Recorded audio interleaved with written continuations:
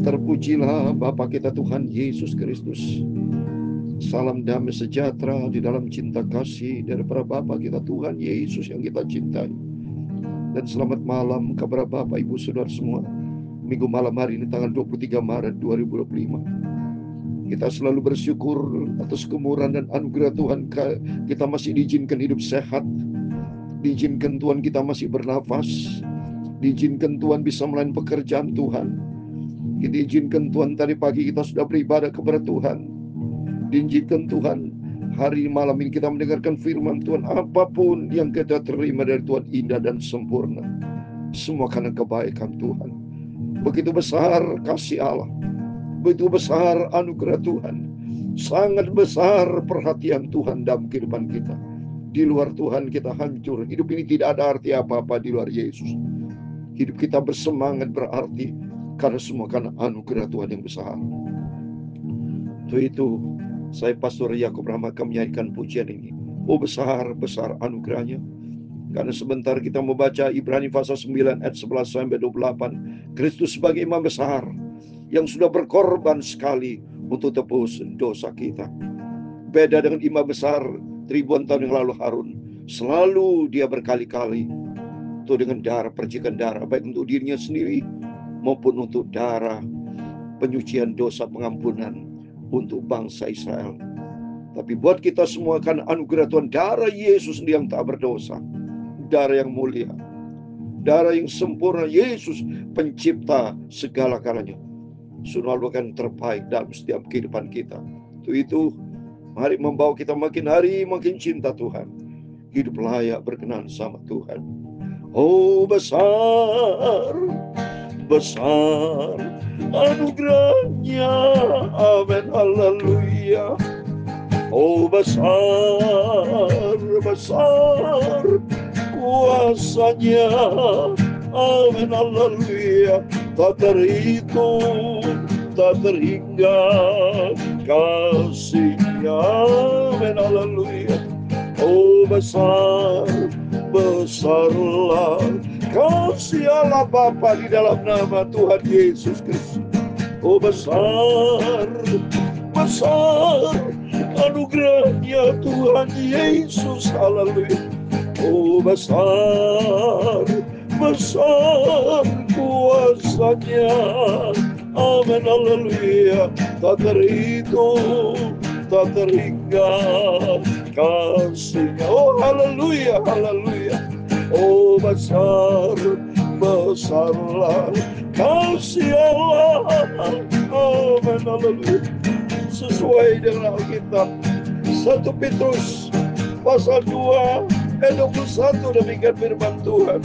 Sebab untuk itulah kamu dipanggil, karena Kristus pun telah menderita untuk kamu, telah meninggalkan teladan bagimu, haleluya, supaya kamu mengikuti jejak Yesus, amin, haleluya. Dia tidak berbuat dosa dan tipu tidak ada dalam mulutnya, amin, haleluya. Ketika ia dicaci maki, ia tidak membalas dengan mencaci maki. Ketika ia menderita, ia tidak mengancam, tetapi ia menyerahkan kepada Dia yang menghakimi dengan adil. Ia sendiri telah memikul dosa kita di dalam tubuhnya di atas kayu salib, supaya kita yang telah mati oleh karena dosa hidup untuk kebenaran. Oleh bilur-bilurnya kamu telah sembuh. Sebab dahulu kamu sesat seperti domba, tapi sekarang kamu kembali kepada Gembala dan pemelihara jiwamu. Itulah Tuhan Yesus. Ya Tuhan, punya mula kebesaran dan kejayaan, kehormatan, kemasyuran dan keagungan, amin, haleluya. Ya segala-galanya yang ada di langit dan di bumi, ya Tuhan, punya mula kerajaan, dan Kau yang tertinggi itu melebihi segala-galanya sebagai kepala. Sebab kekayaan dan kemuliaan berasal daripada-Mu, dan Engkau-lah yang berkuasa atas segala-galanya. Dalam tangan-Mu lah kekuatan dan kejayaan.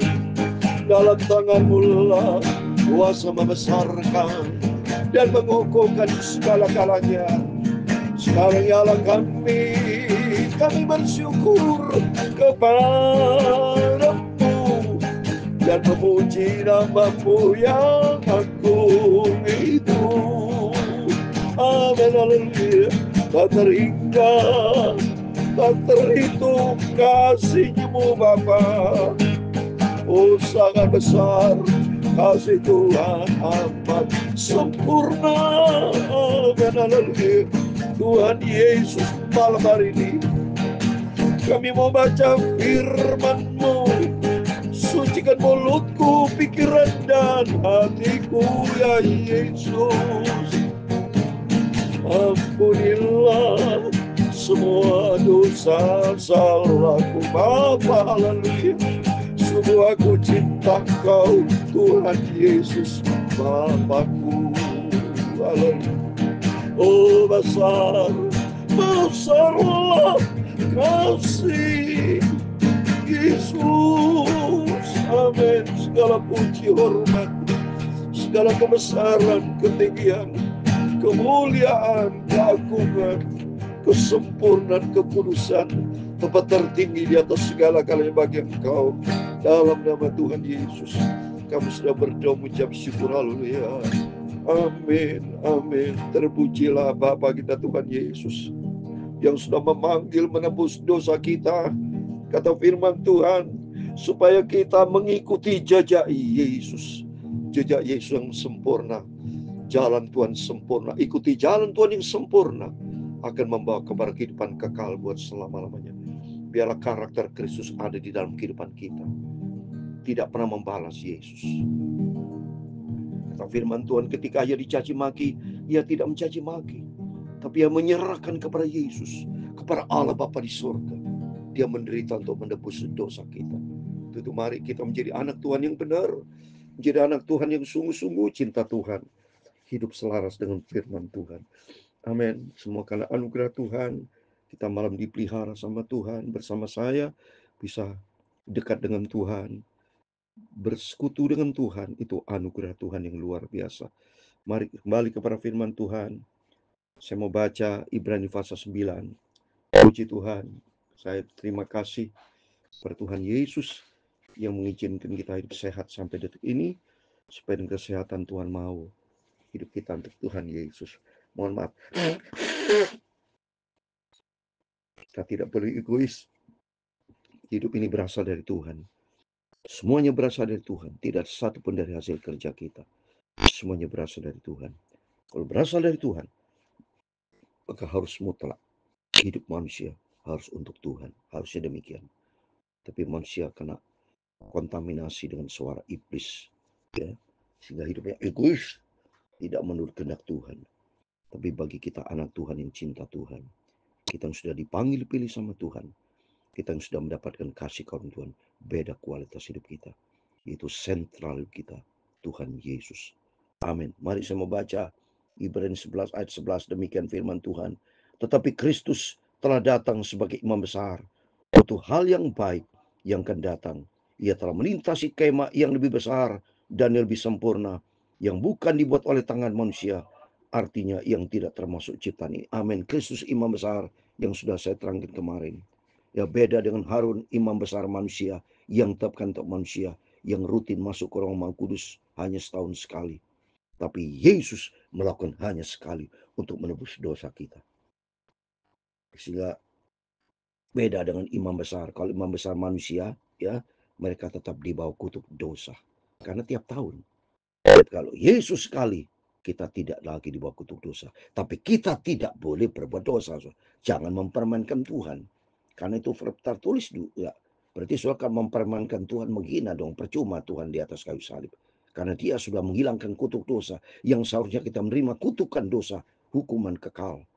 Tapi karena kasih anugerah Tuhan melalui pengorbanan Tuhan, kutuk dosa diganti dengan kasih karunia. Pintu surga terbuka buat setiap kita yang percaya dan taat kepada firman Tuhan. Ya, jadi dia sebagai Imam besar, mari kita sungguh-sungguh semua karena anugerah Tuhan. Karena melalui pengorbanan Tuhan yang sempurna, pengorbanan yang sempurna, ya beda dong dengan yang darah anak domba, ya lembu domba yang zaman dulu zaman Imam dipotong dipersembahkan darah itu kan darah binatang, tapi ini darah Yesus, pencipta langit dan bumi. Darah yang mulia, agung, sempurna, sudah menebus dosa kita. Oh, haleluya. Ayat 12, dan ia telah masuk satu kali untuk selama-lamanya ke dalam tempat yang kudus, bukan dengan membawa darah domba jantan dan darah anak lembu, tapi dengan membawa darahnya sendiri. Dengan ia tetap mendapat kelepasan ke amin. Sehingga kita melalui pengorbanan Tuhan Yesus, ya kita mendapat kelepasan yang kekal. Amin. Sebab jika darah domba jantan dan darah lembu jantan, percikan abu lembu mudah menguduskan mereka yang najis, sehingga mereka disucikan setelah lahir. Betapa lebihnya darah Kristus yang oleh roh yang kekal telah mempersembahkan dirinya sendiri kepada Allah sebagai persembahan yang tak bercacat, akan menyucikan hati nurani kita dari perbuatan-perbuatan yang sia-sia, supaya kita dapat beribadah kepada Allah yang hidup. Amin. Jadi beda karena darah Yesus yang sempurna sekali dilakukan kepada Bapa di surga, Allah pencipta langit bumi, sehingga itu untuk menjanjikan hidup yang kekal. Jadi langkah pengorbanan Tuhan adalah pengorbanan yang kekal. Beda ya dengan darah lembu domba yang 3.000-4.000 tahun yang lalu yang harus persembahkan Harun sebagai besar masuk ke ruang Maha Kudus sekali setahun. Beda-beda karena itu perbuatan manusia, tapi dari karya ini Tuhan sendiri yang jauh-jauh, gak ada tandingannya. Ya.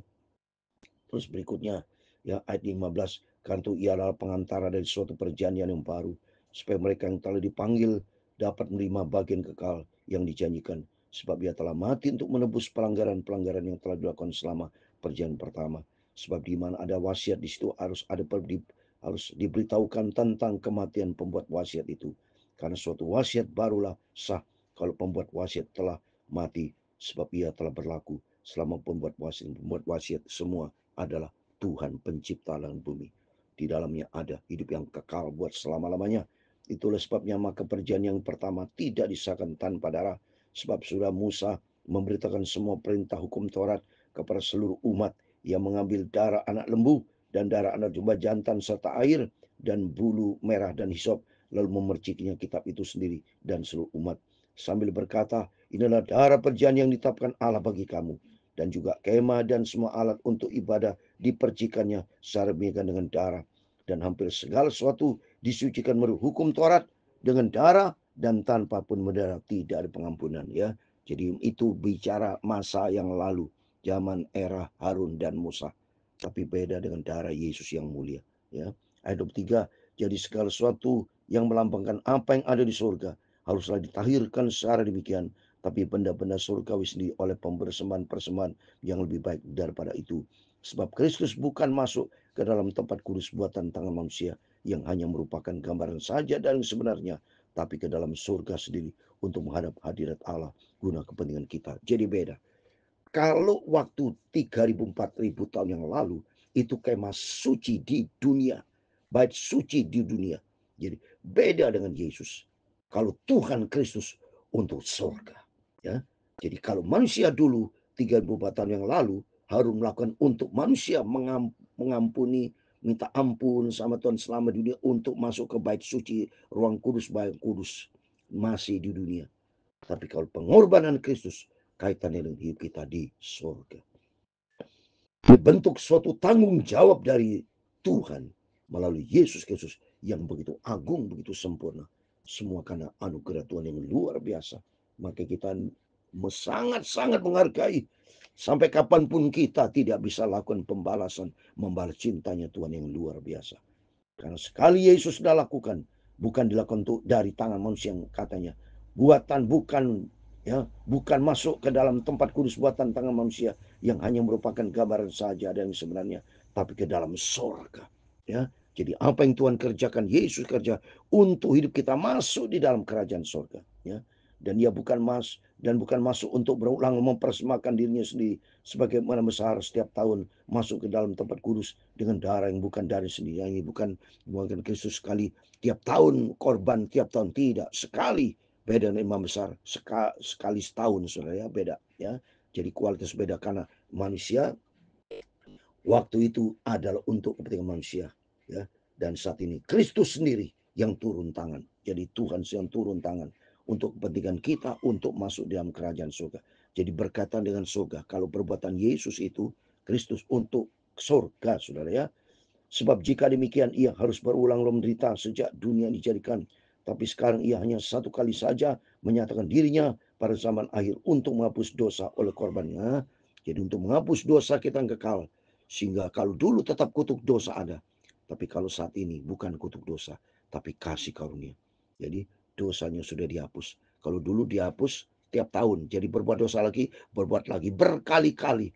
Tapi kalau ini tidak. Ya, sekali kutuk dosa sudah dihilangkan oleh karena kasih karunia Tuhan. Tapi kalau kita berdoa sama Tuhan, ya kita bukan dibawa kutuk dosa, tapi kita minta ampun sama Tuhan. Tuhan ampuni, beda. Kalau dulu nggak bisa.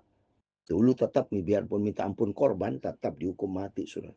Ya, tapi kalau saat ini kasih karunia Tuhan, begitu minta ampun sama Tuhan, Tuhan ampuni. Ya, tapi kita tidak boleh mempermainkan konteksnya beda, soalnya kalau saudara sengaja berarti memang jahat. Ya, hatinya tidak benar karena itu. Tidak menghargai kasih karunia Tuhan itu. Yang itu sengaja memang mau masuk neraka namanya itu. Ya, ayat 27. Dan sama seperti manusia ditetapkan untuk mati hanya satu kali saja dan suatu dihakimi. Ya, kita semua ujung-ujungnya kematian. Takut sama Tuhan. Setelah dalam proses penghakiman ini berlaku umum. Tapi orang yang di dalam Kristus ya akan mendapatkan hidup kekal. Jadi ada 3 saudara klasifikasi tentang kehidupan. Satu, kehidupan orang fasik, kehidupan orang Kristen, dan kehidupan anak Tuhan yang di dalam Kristus. Orang fasik itu udah masuk langsung seperti iblis masuk ke neraka. Ya, Matius 7:21-23, aku tidak kenal kamu, pembuat kejahatan, itu orang fasik. Tapi yang Kristen yang tidak bertobat sama Tuhan, 50-50, sebentar bertobat, sebentar mempermainkan kasih karunia Tuhan. Hati-hati saudara itu. Itu bisa masuk dalam proses penghakiman. Tapi yang ketiga, orang di dalam Kristus, Rom 8:1, yang hidup dalam pembaruan, yang hidupnya sungguh-sungguh sama Tuhan. Seperti contoh saya tidak mau berbuat dosa. Tidak. Ya, senantiasa kita diperbarui dengan firman Tuhan. Hidup dekat dengan Tuhan, melakukan firman Tuhan. Pelaku firman Tuhan, seperti Rasul Paulus pelaku firman Tuhan. Seperti Elia pelaku firman Tuhan. Semua seperti hamba-hamba Tuhan sudah menjadi pelaku firman dengan setia. Ya, tidak main dengan dosa-dosa, di bawah dosa, tidak. Tapi saya mau hidup menjadi pelaku firman. Itulah masuk di dalam kerajaan surga, diupahkan sama Tuhan. Yang taat kepada firman Tuhan. Rapture itu menjadi kerinduan kita. Rapture diangkat sama Tuhan itu. Tapi kalau tidak rapture, tidak apa-apa. Yang penting hidup berkenaan sama Tuhan. Begitu dipanggil sama Tuhan, nanti pada Yesus datang sangkala berbunyi, dia bangkit saudara. Masuk di dalam kerajaan seribu tahun. Masuk bersama dengan Tuhan ya. Oleh itu mari kita bersungguh sama Tuhan. Ayat 28 yang terakhir. Demikian pula Kristus hanya satu kali saja mengorbankan dirinya untuk menanggung dosa banyak orang. Sudah dia akan menyatakan dirinya sekali lagi tanpa menanggung dosa untuk menganugerahkan keselamatan kepada mereka menantikan dia. Amin. Nanti Yesus datang. Bukan datang untuk berkorban lagi yang memutuskan salib. Tidak. Yesus akan datang sebagai juru selamat kita. Yesus datang sebagai raja segala raja untuk menyediakan keselamatan surga. Seperti yang saya terangkan tadi. Dengan kehadiran Kristus yang mati dalam Yesus, yang sudah hidup baru, dia akan bangkit. Ya, terus bagi kita sendiri minta sama Tuhan kalau rapture, setelah kebangkitan yang orang-orang meninggal yang di dalam Kristus yang sudah bangkit, kita juga akan diangkat. Ya, mereka terlebih dahulu karena tertulis dalam 1 Tesalonika 4 ayat 16-17 itu. Mereka terlebih dahulu bangkit seluruh baru kita rapture diangkat sama Tuhan. Setelah itu kita masuk dalam kerajaan surga buat selama-lamanya. Untuk itu, mari kita mencinta Tuhan. Firman-firman yang selalu kita dengar dari firman Tuhan membawa kita makin hari makin dewasa. Makin hari kita hidup di dalam kebenaran firman Tuhan. Makin dibentuk sama Tuhan. Karakter kita, sifat kita, ya, perilaku kita, pokoknya tubuh jiwa kita. Minta sama Tuhan supaya senantiasa makin hari makin disempurnakan. Seperti dalam 1 Tesalonika 5:23, Allah damai sejahtera akan menguduskan kita, tubuh, jiwa, roh kita, sehingga kita sempurna, tidak bercacat celah pada waktu kedatangan Tuhan Yesus. Tuhan memberkati kita semua. Oh besar, besar anugerahnya, anugerah Yesus. Oh besar, besar kuasanya. Amin, haleluya. Tak terhingga kasihnya. Oh haleluya. Oh besar, besarlah kasih Tuhan Yesus Kristus. Amin. Tuhan memberkati engkau dan melindungi engkau. Amin, haleluya. Tuhan menyinari engkau dengan wajahnya dan memberi engkau kasih karunia. Amin, haleluya. Tuhan menghadapkan wajahnya kepadamu dan memberi engkau damai sejahtera. Bapa kami yang di surga, dikuduskan namamu, datanglah kerajaanmu, jadilah kehendak-Mu di bumi seperti di surga. Berikanlah kami pada hari ini makanan kami yang secukupnya, dan ampunilah kami akan kesalahan kami, seperti kami juga mengampuni orang yang bersalah kepada kami. Dan janganlah membawa kami ke dalam pencobaan, tetapi lepaskanlah kami daripada yang jahat. Karena Engkau lah yang mempunyai kerajaan dan kuasa dan kemuliaan sampai selama-lamanya. Amin, amin. Tuhan memberkati Bapak, Ibu, Saudara semua. Selamat malam. Sebelum berbaring tidur, berjaga dan berdoa, kita hormati dan kita cinta Tuhan Yesus sebagai imam besar yang sudah melakukan pengorbanan yang sempurna untuk perkara yang kekal, untuk melakukan yang kekal, masuk dalam kerajaan surga. Apa yang dilakukan oleh Yesus, pengorbanan Tuhan Yesus, itu berkatan keselamatan kita di surga, sehingga kita tidak lagi dibakutuk dosa, tidak menjadi hamba dosa, tapi kita menjadi hamba kebenaran dan hidup di dalam kasih karunia Tuhan. Amin. Tuhan memberkati kita semua. Puji Tuhan. Selamat malam, Immanuel. Amin. Puji Tuhan.